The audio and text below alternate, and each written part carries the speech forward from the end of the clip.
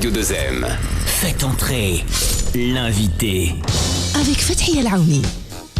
Bonjour, aujourd'hui, dont fait entrer l'invité, gros plan sur une belle initiative qui lie éducation, insertion, entrepreneuriat et sport. C'est l'objectif depuis plusieurs années d'une ONG, l'ONG marocaine Tibu, cible principale, les jeunes de tout horizon. Créée en 2011, elle s'est fixée de contribuer à la réalisation des 17 objectifs de développement durable à l'horizon 2030. Il y a quelques jours, Tibu a présenté son bilan 2020-2011 et ses ambitions à venir. Elle souhaite placer au premier plan les jeunes sans emploi, les jeunes filles, les personnes à mobilité réduite, mais aussi les migrants et les réfugiés. Le mot d'ordre, l'égalité des chances. Avec nous, Mohamed Amin Zariat. On dit Zariat ou la Zaria ? Zariat. Zariat, donc on prononce le T. Le président fondateur de cette ONG. Bonjour. Bonjour et merci pour l'invitation. Merci à vous. Alors, on va aller tout de suite dans le concret.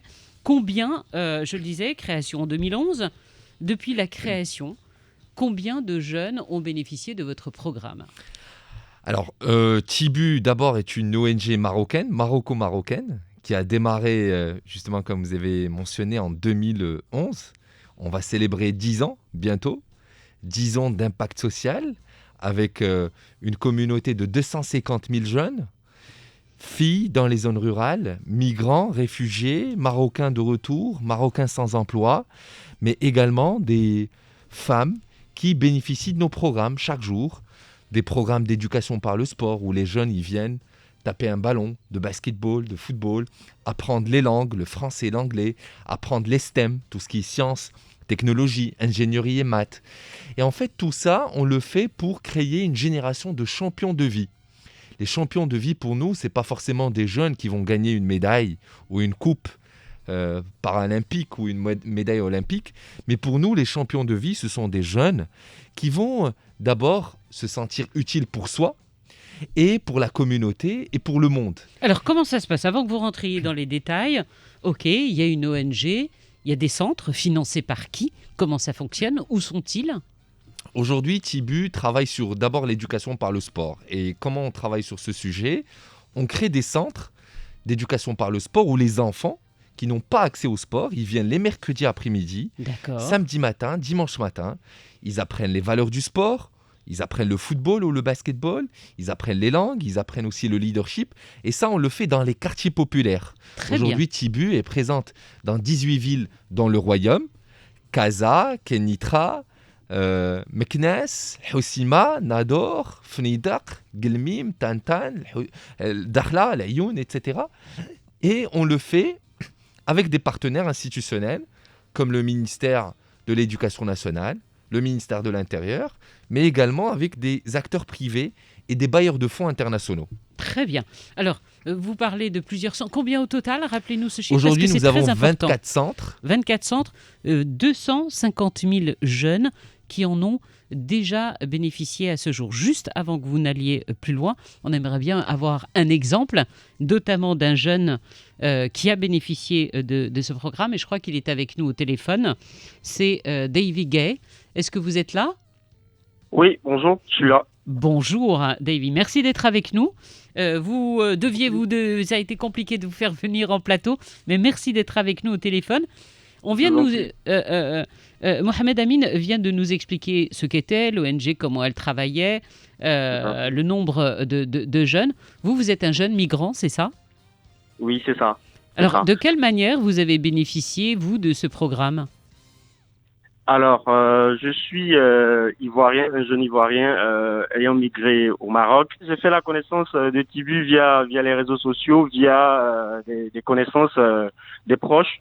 Et j'ai fait un entretien et ils m'ont en fait expliqué ce que Tibu comptait faire par rapport aux jeunes migrants. Donc c'est de là qu'est né le programme SIM qui vise à vraiment permettre aux jeunes. Moi, en tant que ex-footballeur, en tant que sportif, j'ai trouvé que c'était très intéressant pour moi de passer des diplômes pour pouvoir vraiment devenir un coach. Et c'est ce que je voulais faire. Donc Du coup, quand j'ai vu l'opportunité que Tibu présentait, c'était vraiment une très belle opportunité qui me permettait vraiment de passer des diplômes vraiment très importants internationaux, qui me permettaient d'exercer ici au Maroc en tant que coach. Et ça fait ça fait combien de temps alors? Alors, j'ai connu Tibu, ça fait déjà 1 an, on va dire plus d'1 an même. Voilà, donc j'ai suivi cette année la formation avec eux et à partir de là, j'ai pu obtenir mon diplôme en tant que coach, un diplôme international et franchement, ça me permet d'exercer partout. Voilà. C'est grâce à eux que vous avez obtenu votre diplôme, Davy? Bien sûr, c'est ça. Alors de quelle manière? Parce qu'on dit à travers le sport, mais le sport ne permet pas d'avoir un diplôme. Vous restez avec nous? Justement, Davy est bénéficiaire d'un programme qu'on appelle l'école de l'inclusion socio-économique des jeunes par le sport. Et donc ce programme, il vise une catégorie de jeunes qui sont un peu plus âgés, à partir de 17-18 ans, qui sont en abandon scolaire. Donc ça, c'est des Marocains. Il vise également des jeunes migrants qui sont passionnés par le sport et il vise également des jeunes Marocains de retour.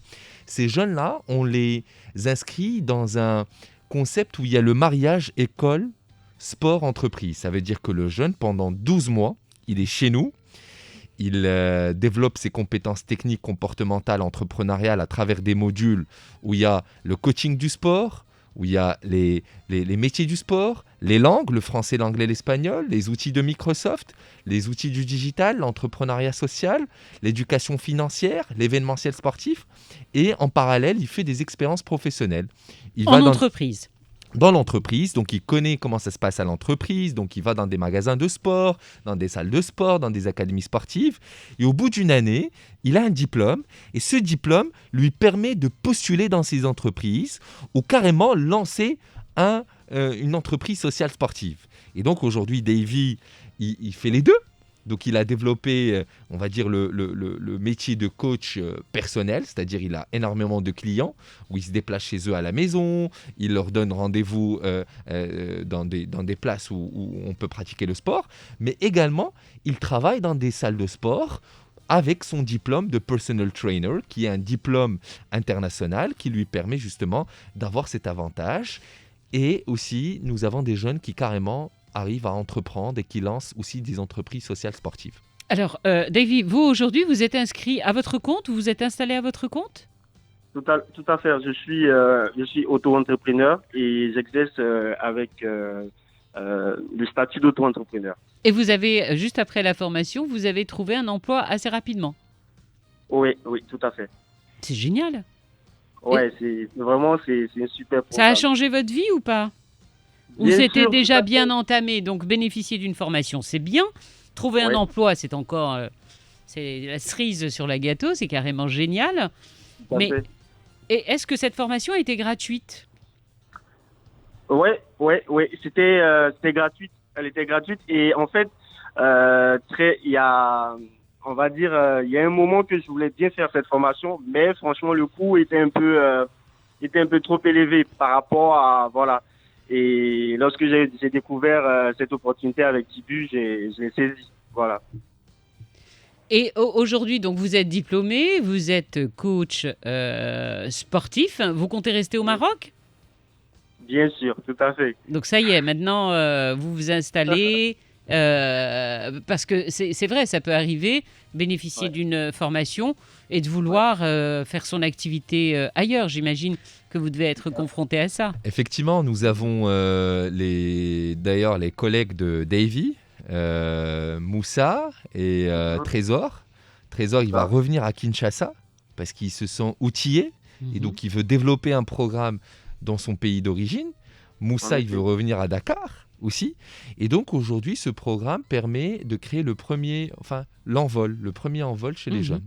Et donc, ils se sentent outillés et donc là, ils peuvent aller soit trouver un travail, soit lancer un programme dans leur quartier, dans leur communauté, mais également lancer carrément des entreprises. Nous avons des jeunes marocaines, des jeunes marocains aussi, qui se sont lancés dans l'entrepreneuriat social sportif en créant tout simplement des académies où d'autres jeunes qui ont les moyens viennent payer une cotisation annuelle et faire une activité sportive professionnelle 3 fois par semaine. J'ai envie d'aller un petit peu plus loin parce que nous avons Davy avec nous, mais je sais que vous avez le projet de vous implanter encore de plus en plus sur le continent africain.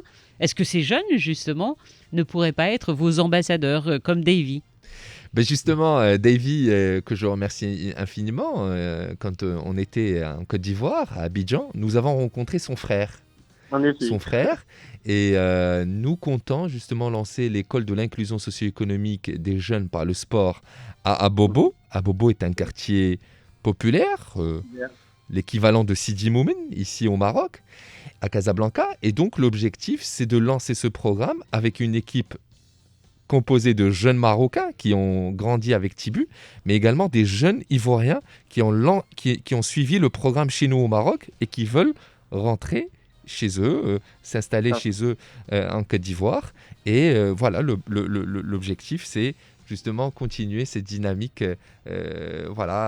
axée sur l'impact social par le sport. Davy, vous vouliez rajouter quelque chose ? Je vous entendais. Non, en fait, je voulais juste... en fait, je suis reconnaissant envers cette organisation parce qu'ils ont permis à pas mal de jeunes de pouvoir vraiment sortir la tête, comme on dit, la tête de l'eau. Et je leur souhaite beaucoup de chance pour et une bonne continuation. Vous en parlez autour de vous ? Tout à fait, en effet. Bien sûr, j'en parle. Et vraiment, auprès de d'autres migrants qui sont justement au Maroc, qui ont peut-être des difficultés, des jeunes qui ont du mal à s'en sortir. C'est ça. Et je peux vous dire que je suis l'exemple on va dire, de quelqu'un qui a pu s'intégrer et qui aujourd'hui, je ne me plains pas. C'est vrai que je suis pas truc, mais comme on dit, Alhamdoulilah, ça va. Merci beaucoup, Davy. Je vais vous appeler si j'ai besoin d'un coach sportif. J'en aurai peut-être. Merci en tout cas de votre témoignage. Mohamed Amin, c'est vrai que quand on entend un témoignage comme celui-là, on se dit mais c'est extraordinaire. Où sont les failles ? Pardon ? Où sont les failles ? Les failles. Les failles, en fait... Parce que c'est presque trop beau. Oui. Et quelquefois, quand c'est trop beau, on se dit il doit y avoir quand même quelque chose... peut-être qui doit être difficile pour vous, peut-être à faire passer le message, à convaincre aussi les jeunes. Parce qu'aller voir des jeunes en lui disant, écoute, c'est gratuit, on va vous former, vous allez avoir votre diplôme. Et c'est vrai qu'à l'heure où on parle de plus en plus aussi de la déperdition scolaire, on se dit, c'est pas possible d'avoir un truc aussi magique. Justement, pour faire le point, aujourd'hui, on a 2 couloirs de jeu. Le premier, c'est l'éducation par le sport, et là, on travaille avec les petits. Il faut savoir qu'on travaille à peu près avec...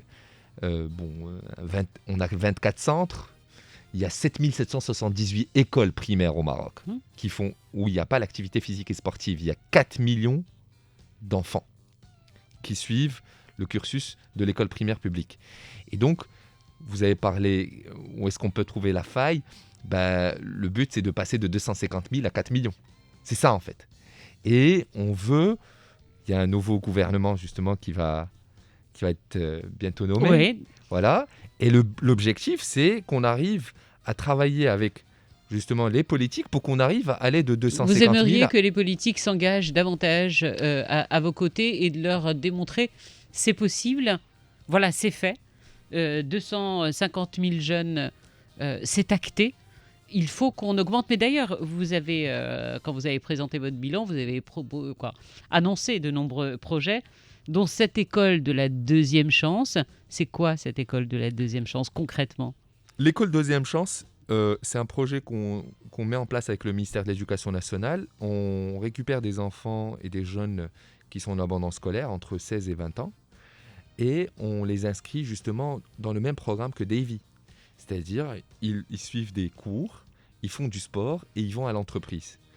Il faut savoir qu'il y a 3 millions de jeunes qui sont en cette situation. Nous travaillons avec 300 chaque année.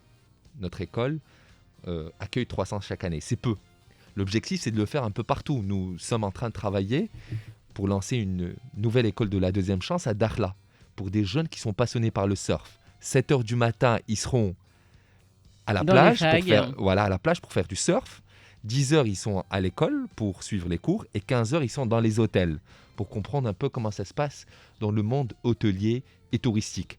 Et voilà, ce sont ce genre d'innovations qui peuvent attirer les jeunes qui ne sont pas peut-être, on va dire, attirés par l'école à 100%, parce qu'on peut ne pas réussir, on peut réussir dans la vie sans avoir un gros diplôme.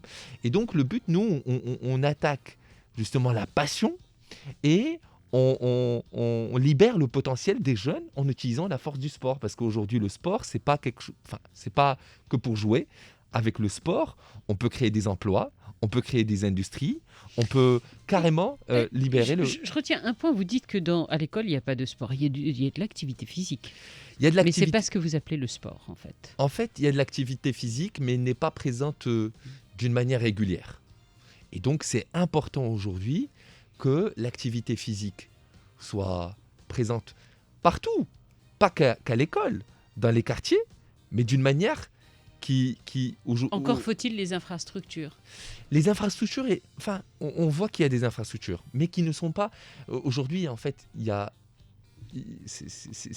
ne va pas toujours dire que c'est la faute du gouvernement. En fait, vous prouvez justement le contraire. Vous dites, et à travers cette ONG, vous démontrez bien que c'est possible. C'est possible. En mettant les moyens, mais vous avez parlé de soutien, de financement, d'institutions qui vous accompagnent.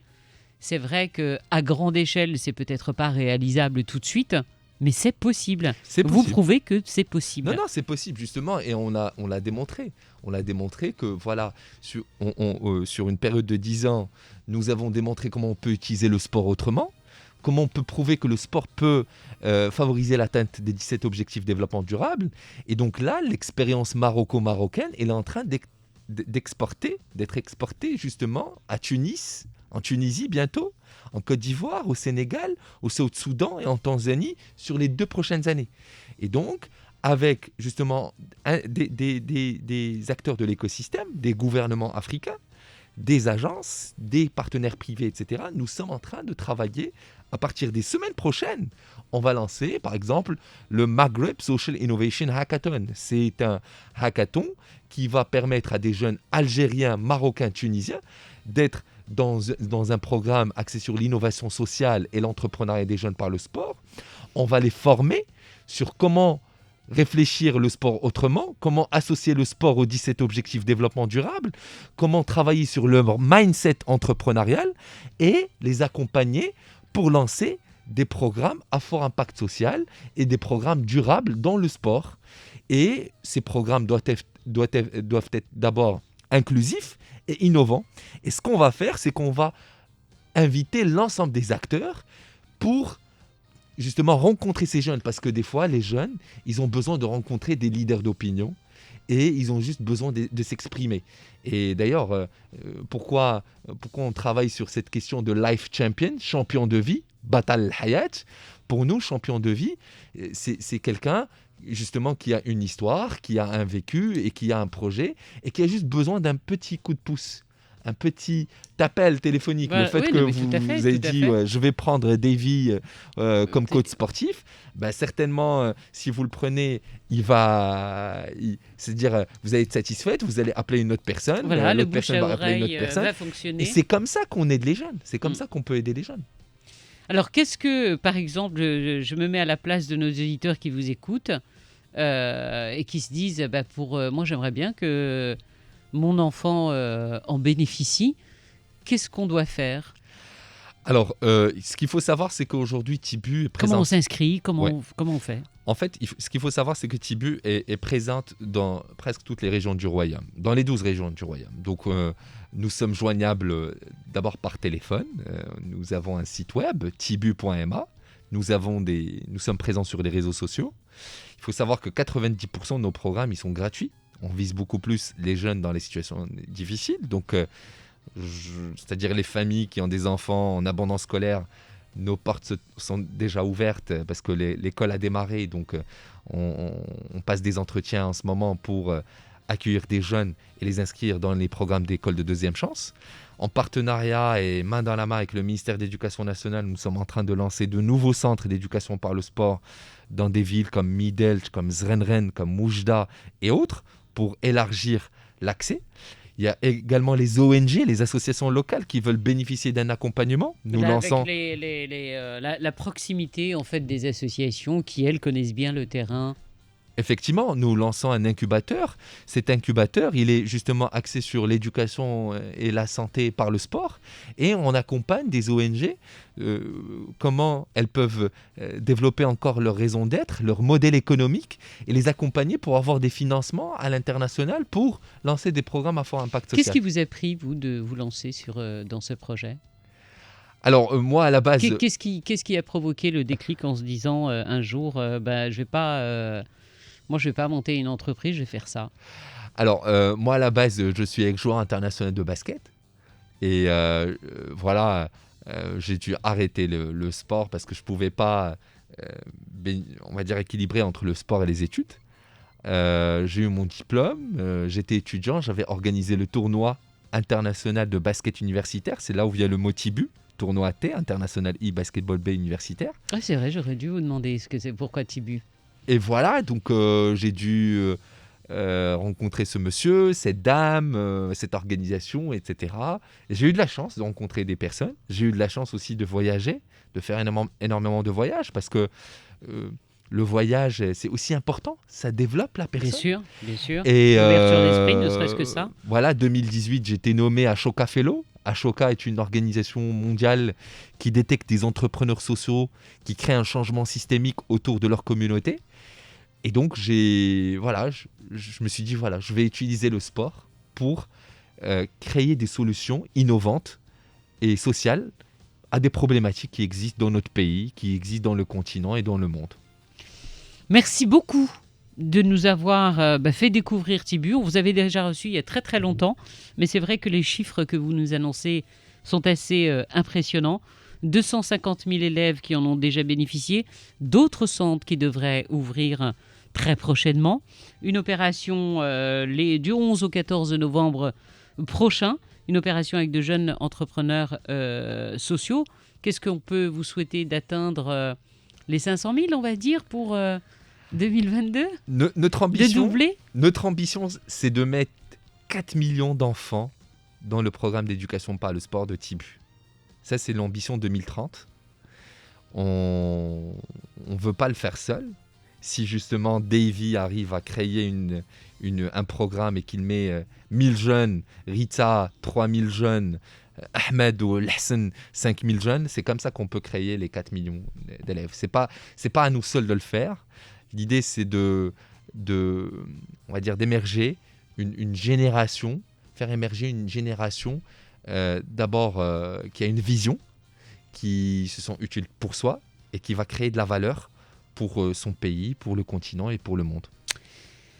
Mohamed Amin Zargat, le président fondateur de TIBU qui était avec nous. On vous mettra sur notre post l'adresse web si vous voulez avoir de plus amples informations. Merci à vous de nous avoir suivis. On se retrouve pour le Faites entrer l'invité la semaine prochaine. Merci encore. Merci Radio 2AM. Vivre avec vous.